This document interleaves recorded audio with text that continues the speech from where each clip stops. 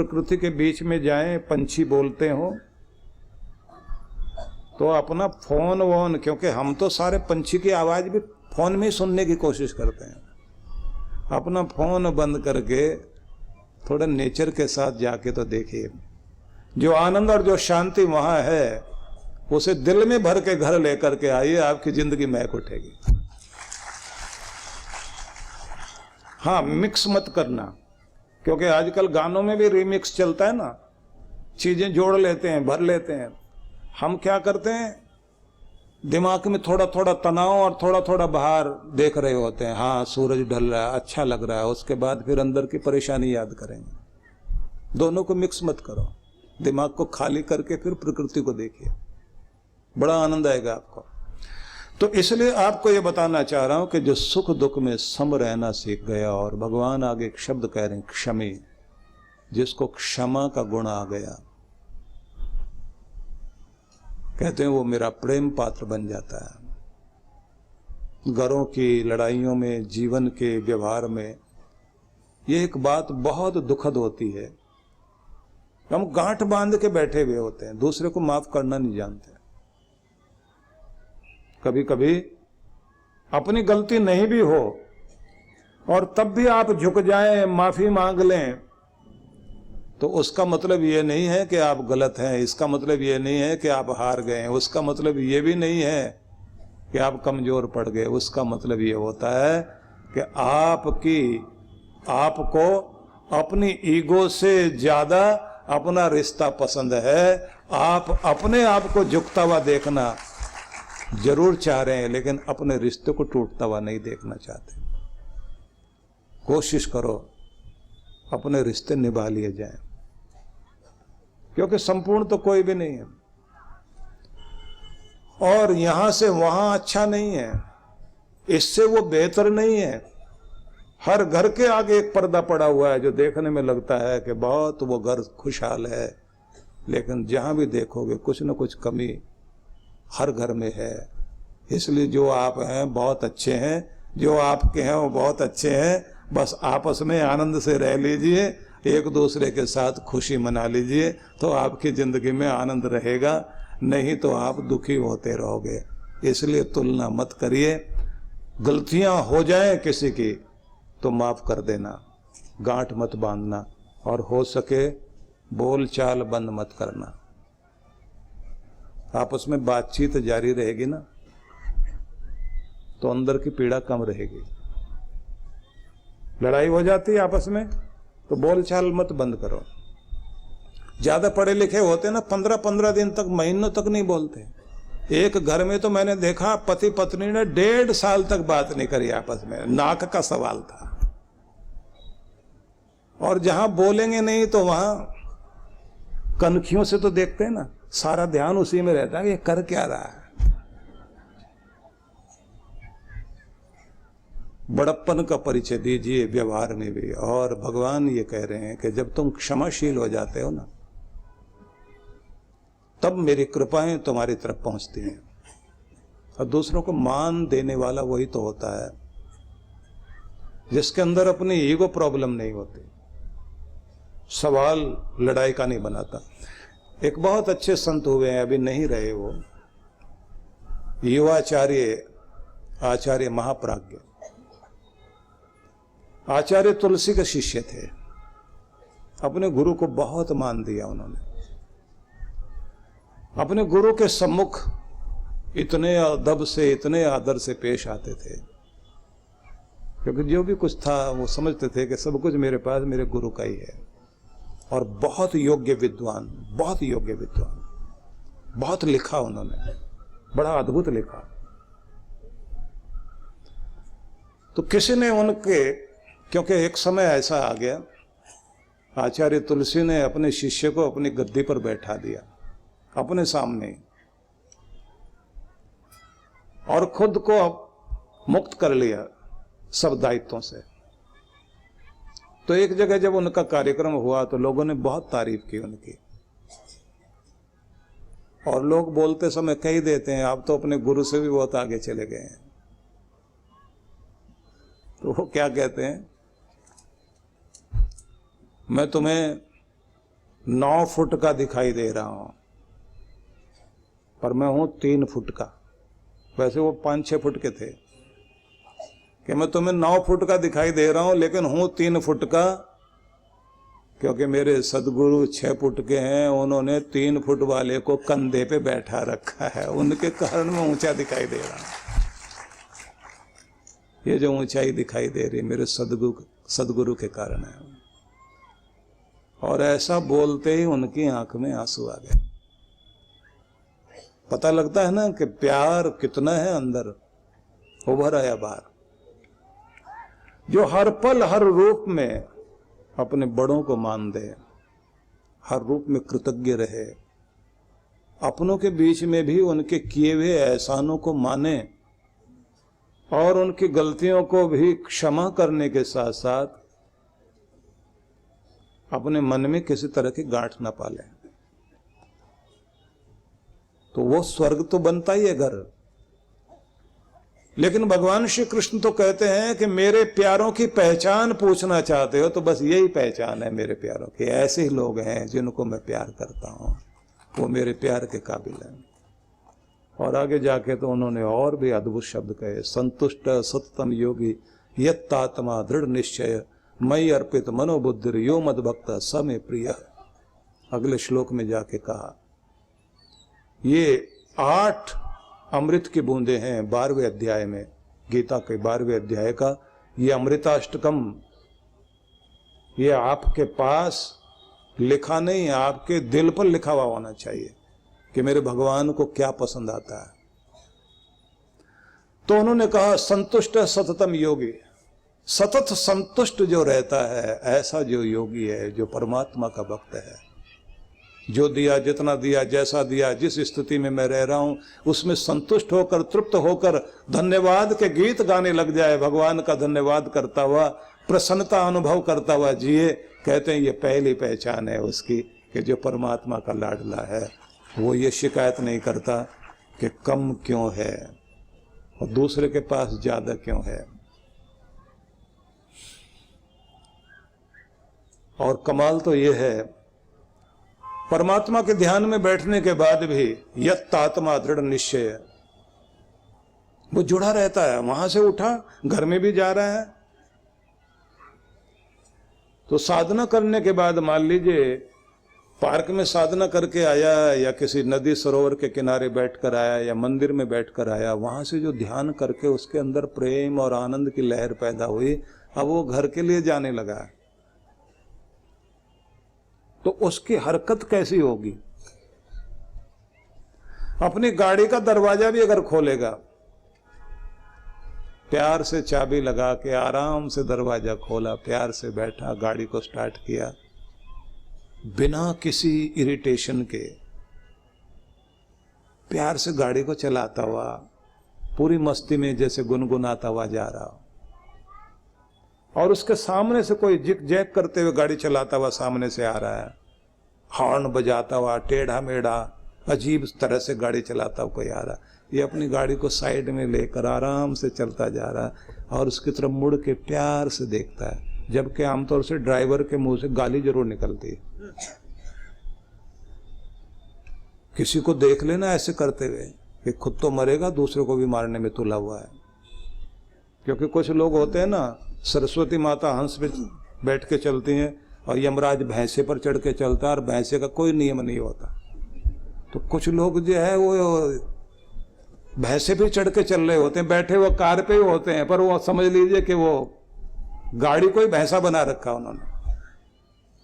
अब ऐसा आदमी जो चला जा रहा है, वो अपनी गाड़ी चलाते हुए, जो बहुत प्यार वाला भगवान की भक्ति करके आया, आराम से जाके अपने घर गाड़ी पार्क की और आसपास के मौसम को याद करते हुए आज का दिन का नाम बोलेगा, आज इतनी तारीख, ये वाला दिन, ये महीना, ये समय, इस गोत्र वाला मैं आज इस समय इस क्षण का आनंद लेते हुए अपने घर की तरफ प्रवेश कर रहा हूँ।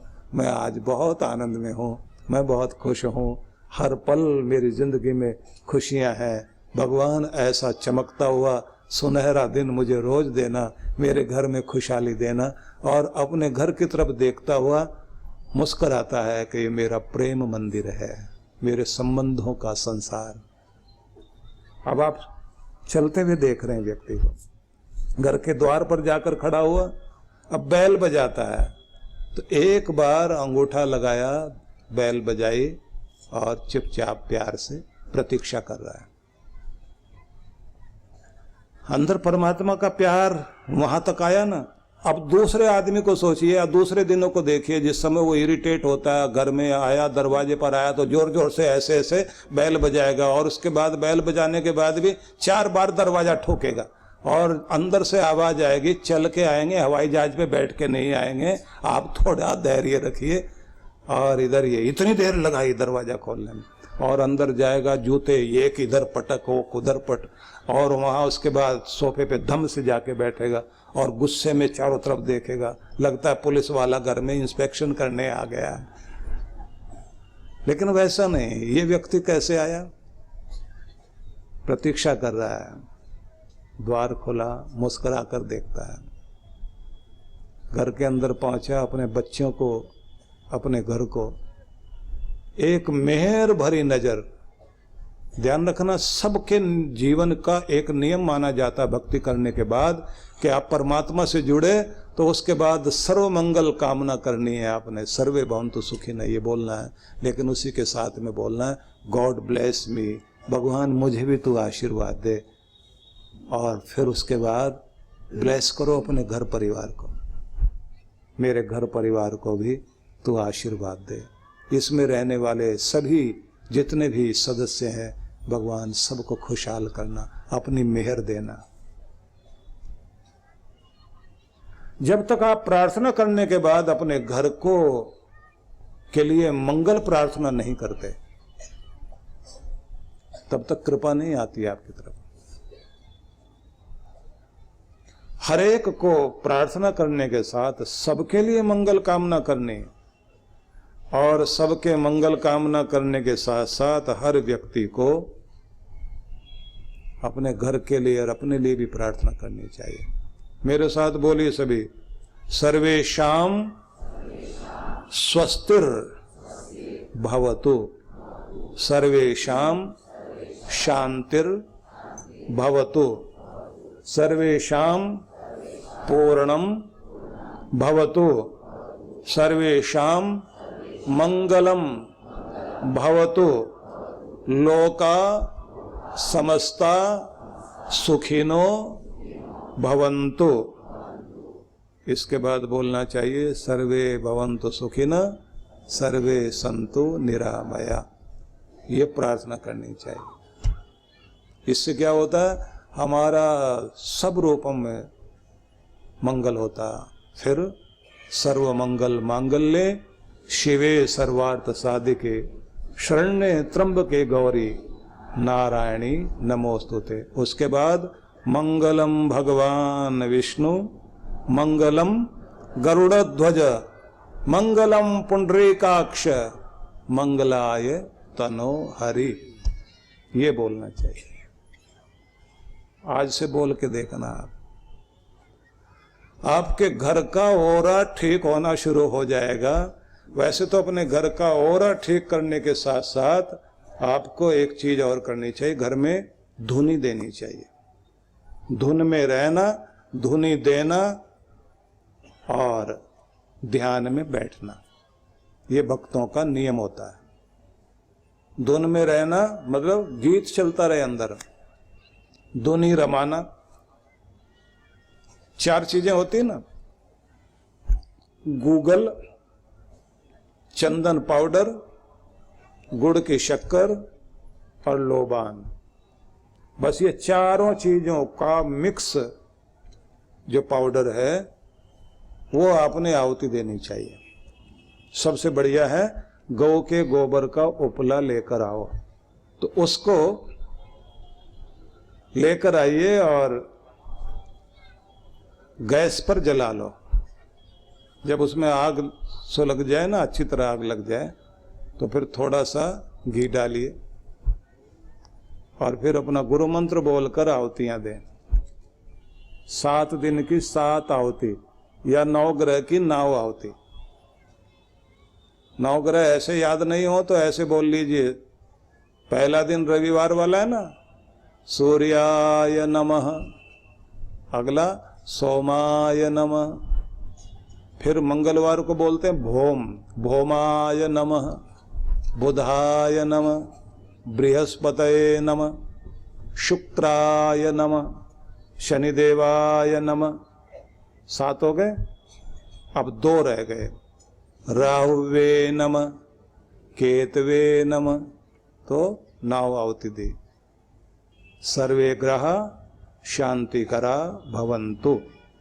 तो 9 आहुति दी और देने के बाद वो धुआं जो होने लग गया ना, सब कमरों में घुमाते घुमाते और आंगन में जाके रख दीजिए। सारे घर की अला बला निकलकर आसमान में उड़ जाएगी और आपके घर का ऑरा क्लीन हो जाएगा। सबको नियम बना लेना चाहिए। आप अपने घर में बरकत लाना चाहते हैं, इसको बोलते हैं दारिद्र्य नाशक यज्ञ सामग्री। अपने घर का ऑरा ठीक करना, अपने घर में सौभाग्य लाना, बिना बात के झगड़ा होता है। किसी का मंगलवार वाले दिन पहले घबरा जाते हैं, मंगल को झगड़ा होता है। कुछ तो बोलते हैं मंगल क्या जी, हमारे लिए तो दंगल है। और किसी का झगड़ा शनिवार को, शनिवार आते ही। और किसी का वैसे नहीं झगड़ा होता, ननद जब आने वाली होती है ना, उनको लगता है जब भी आएगी झगड़ा करा के जाएगी। 15 दिन तक घर में झगड़ा चलेगा। जैसे ही समझौता होगा, शांति होगी, फिर सूचना आ जाती फिर आने वाली है। किसी के घर में किसी कारण झगड़ा, लेकिन अच्छी बात यह है अपने घर का ऑरा ठीक करें। और ये ध्यान रख लीजिए, ये ऐसी चीज है, अगर आप इसको आंगन में रख देंगे, धुआं निकलकर पड़ोस में भी गया ना, उसका भी भला करेगा। नहीं तो ऐसा होगा आपका निकलकर पड़ोसी को लग गया तो फिर वो भी क्या करेगा, ढूंढ के लाएगा ये सामग्री मिलती कहाँ है। फिर आपकी तरफ एग्जॉस्ट फैन लगाएगा और फिर आप खेलेंगे बैडमिंटन। गेंद इधर से उधर, उधर की गेंद इधर। कभी भी किसी भी महान पुरुष को ऐसी कोई चीज नहीं बतानी चाहिए जो हमारा निकले और दूसरे को लगे। हमारा भी भला और दूसरे का भी भला। जब सबका भला होता है तो आपका और भला होता जाता है। अपने घर का ऑरा ठीक करना। संतुष्ट सततम योगी यत् आत्मा दृढ़ निश्चय, जो हर पल भगवान से जुड़ा हुआ है, जिसका निश्चय दृढ़ है। मई अर्पित मनोबुद्धि यो मद भक्त स में प्रिय, जिसने अपने मन और बुद्धि को मुझे अर्पित कर दिया है। भगवान कहते हैं बस ऐसा ही मेरा लाडला, मेरा प्यारा होता है। ऐसे व्यक्ति को ही मैं अपना अनंत प्यार देता हूँ। अन्नपूर्णे सदा पूर्णे शंकर प्राण वल्लभे, ज्ञान वैराग्य सिद्ध्यर्थम भिक्षाम देहि चा पार्वती। अर्थात हे अन्नपूर्णे, आप सदा पूर्ण हैं, भगवान शंकर की प्राण वल्लभा हैं। हे माँ पार्वती अन्नपूर्णा, आप मुझे भिक्षा दे, जिससे हमारे ज्ञान वैराग्य की शुद्धि हो जाए। सेवा आज जिस संस्थान का पर्याय बन चुकी है, वो है पूज्य श्री सुधांशु जी महाराज के सानिध्य में संचालित विश्व जागृति मिशन। सेवा के क्षेत्र में मिशन की एक और नई पहल अन्नपूर्णा योजना। इस योजना में आप अपने एवं अपने परिवार जनों के जन्मोत्सव, विवाह की वर्षगांठ तथा दिवंगत परिजनों की पावन स्मृति में आनंद धाम आश्रम में स्थित गुरुकुल के ऋषि कुमारों एवं वृद्धाश्रम के वृद्ध जनों को सहभोज करा सकते हैं। इस अवसर पर प्रातः गुरुकुल के ऋषि कुमारों द्वारा वैदिक मंत्रोच्चारण के साथ आपके एवं आपके परिवार की मंगल कामनाओं के निमित्त यज्ञ का आयोजन किया जाता है। यजमान की सुख समृद्धि और दीर्घ आयु के लिए प्रार्थना भी की जाती है। दोपहर को सहभोज का आयोजन होता है। आप सपरिवार आनंद धाम पधारे, यज्ञ में भाग लें और अपने हाथों से भोजन कराकर पुण्य लाभ एवं आत्म संतुष्टि के भाव से जीवन को आनंदमय करें। इस योजना से जुड़ने के लिए एवं अधिक जानकारी के लिए संपर्क करें 9582954200 9560792792। सहयोग राशि भेजने के लिए हमारा अकाउंट डिटेल है